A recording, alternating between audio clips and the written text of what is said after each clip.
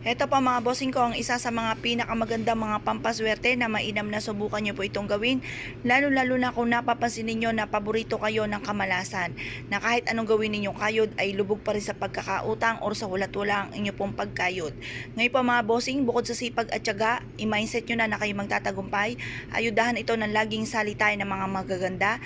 At tumara po kayo sa may silangan na 6:30, alas 7 at ito po'y ibibilad natin hanggang alas 8 ng umaga. Ang mga ganyang oras ay nagdudulot ng swerte at ganoon din po for healing din po yan mga bossing.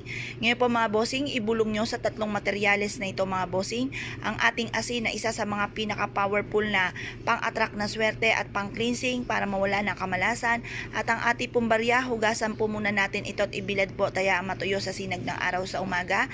Ito po ay isa sa mga pinakamabilis para gumulong ang magandang kapalaran, mabilis gumulong ang magandang kapalaran at mabilis na pag-asenso. Sabayan din